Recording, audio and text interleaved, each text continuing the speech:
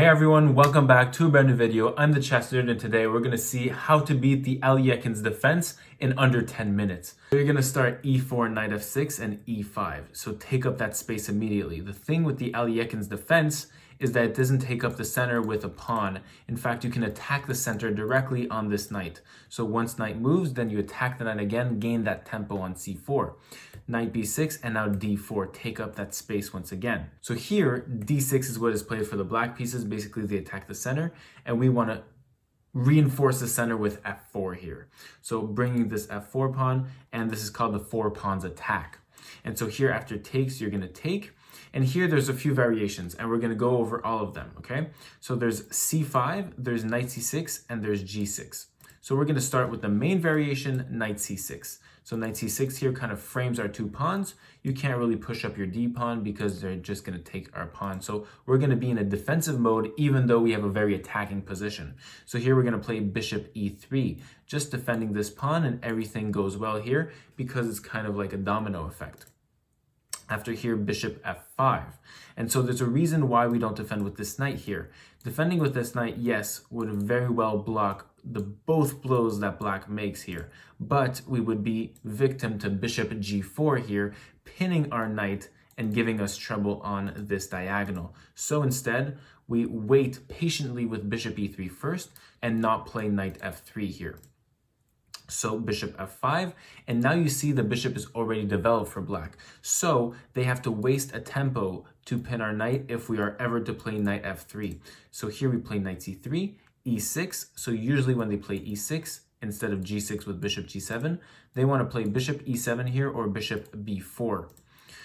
Knight f3, bishop e7, and bishop e2. So we finish our development, and here we can castle lovely. Instead of bishop e7, there is a variation here in which black plays bishop g4, and now they're playing their piece twice and pinning our knight. And here you should just go bishop e2, bishop takes, and now instead of taking on f3, leaving off the protection of this c4 pawn, you want to take with your g pawn, and this is the kicker. Here we're +1 as white gives the engine, and after queen h4 check, we let the queen go there, and we play bishop f2, shielding our king with this bishop. And now after queen f4, we play c5, and look at this. Suddenly this knight has no good squares, and the knight is forced back. And now we play castles, controversial castles on this move, and here triple castles, and then we will pursue an attack.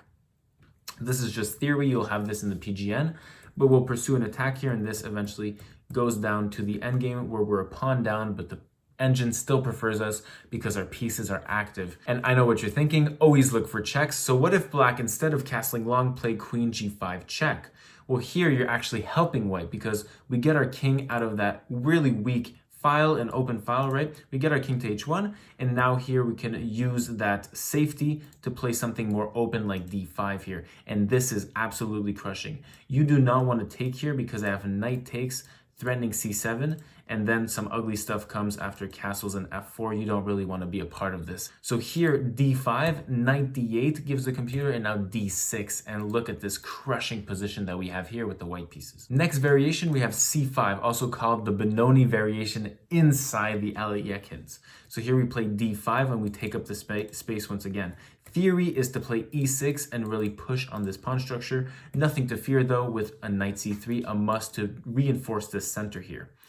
If you play d6, this is a mistake by white, and this is punishable by queen h4. So be careful for this, because here you just play king e2. If you play g3, then queen e4 check, winning this rook, right? So king e2, and now queen e4, and this wins a pawn, and it's over already. So don't be too greedy with that space, but still reinforce with knight c3. And here, if the black pieces check you, now is your time to shine with g3, and now this square on e4 is controlled, and this queen cannot venture here to fork your king and rook. So this is good fortune. Queen d4, and now queen e2, and this queen is a bit trapped. Here there are some nice variations. First, there's e takes d5, to which you play knight b5 and let this pawn go. Here you're threatening the fork and the queen here on d4, and this is much more exciting.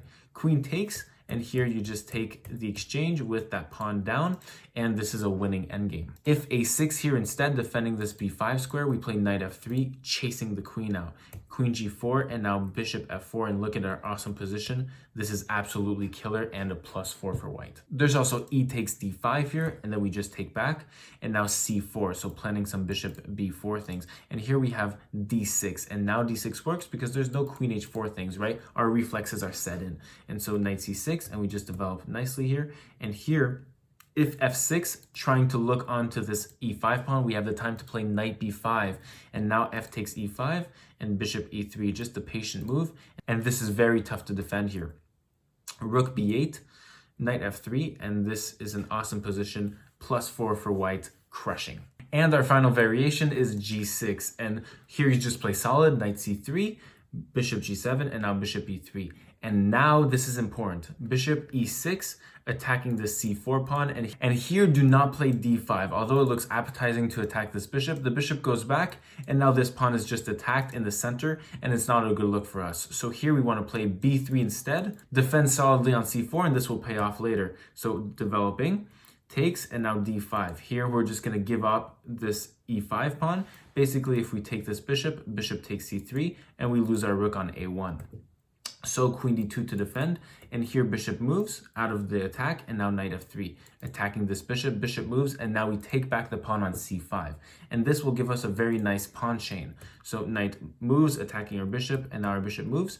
And here we'll find bliss, castling, and with a fine position at that. Here with an awesome pawn chain and a great amount of space in the Alekhine's defense. This was how to beat the Alekhine's defense with the white pieces. I hope you enjoyed the video. If you want the PGN, I couldn't put it in the description because of the max amount of characters I was allowed, and it's such a big file. So if you want the full PGN for free, join my Discord, and in the openings folder, you'll see the full PGN file for free, all yours. Use it when you want to beat your opponents and catch them in preparation.